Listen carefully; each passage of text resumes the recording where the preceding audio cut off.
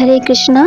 प्रिय श्रोताओं, ये अध्याय केवल एक कथा नहीं बल्कि कर्म के उस अटल विधान का सजीव प्रमाण है जिसे न देवता टाल सकते हैं, न राजा, न ब्राह्मण और न ही पशु पक्षी।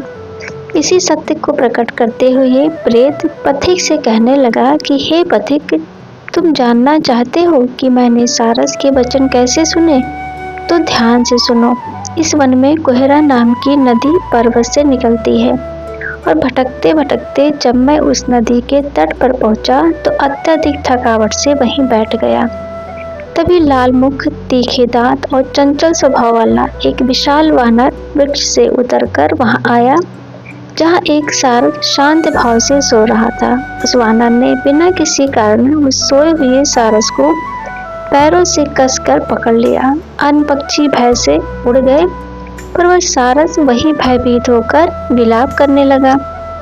नींद टूटते ही उसने वानर को देखा और मधुर करुण वाणी में कहा कि हे वानर, बिना अपराध के तुम मुझे क्यों कष्ट दे रहे हो? इस संसार में राजा भी केवल अपराधियों को ही दंड देता है। श्रेष्ठ प्राणी कभी निर्दोष को पीड़ा नहीं देते। हम अहिंसक हैं, जल की काई खाने वाले हैं, अपनी स्त्री से संतुष्ट रहते हैं, पराई स्त्री का त्याग करते हैं, चोरी नहीं करते, दूसरों की बुराई नहीं देखते, किसी को कष्ट नहीं देते। इसीलिए हे वानर, मुझे छोड़ दो। इतना सुनते ही सारस ने ये भी कह दिया कि मैं तुम्हारे पूर्व जन्म का वृत्तांत जानता हूँ। यह सुनकर वानर चकित हुआ और उसने सारस को छोड़कर पूछा कि तुम एक पक्षी होकर मेरे पूर्व जन्म को कैसे जानते हो? तब सारस बोला कि मैं अपनी जाति स्मृति के बल से जानता हूँ। तुम पूर्व जन्म में विंध्य पर्वत के राजा थे और मैं तुम्हारे कुल का पूज्य पुरोहित था।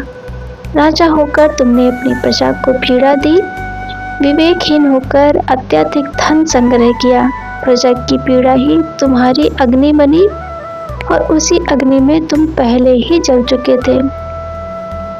इसी कारण तुम्हें पहले कुंभीपाक नरक में गिराया गया, जहां 3000 वर्षों तक तुम्हें भयंकर यातनाएं सहनी पड़ी। फिर शेष पापों के कारण तुम्हें इस वानर योनि में जन्म मिला।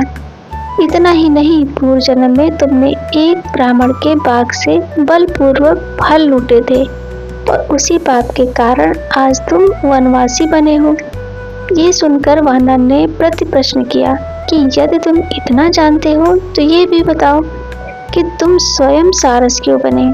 तब सारस ने कहा कि मेरे भी बाप सुनो। सूर्य ग्रहण के समय नर्मदा तट पर राजा द्वारा ब्राह्मणों के लिए जो अन्नदान दिया जाता है, उसमें से मैंने पुरोहित होने के अहंकार में थोड़ा सा दान देकर शेष धन स्वयं रख लिया।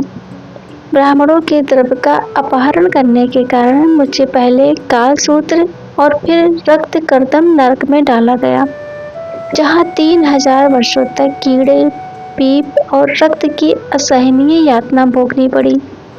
फिर पूर्व जन्म में कांसे के बर्तन की चोरी के कारण मुझे सारस योनि मिली और मेरी पत्नी भी उसी कर्म फल से सारसी बनी।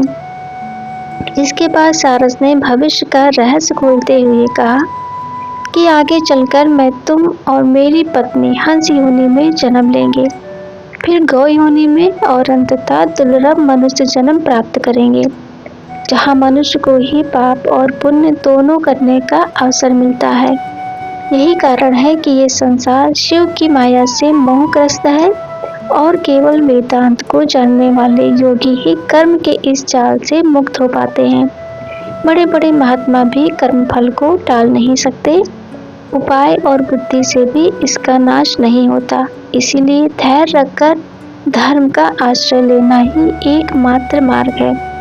इतना कहकर सारस शांत हो गया और वानर ने उसे प्रणाम कर वन में धैर्यपूर्वक विचरण करने का निश्चय किया। प्रेत ने अंत में कहा कि हे पथिक, नदी के तट पर वानर और सारस का ये संवाद सुनकर मेरे भीतर का मोह टूट गया, शोक का नाश हो गया और मुझे ये बोध हुआ कि कर्म ही सबसे बड़ा सत्य है। जो जैसा करता है वैसा ही भोगता है। और यही अध्याय हमें सिखाता है कि दान, दया, अहिंसा और भगवान नारायण की भक्ति मनुष्य को इस भव सागर से पार ले जाती है।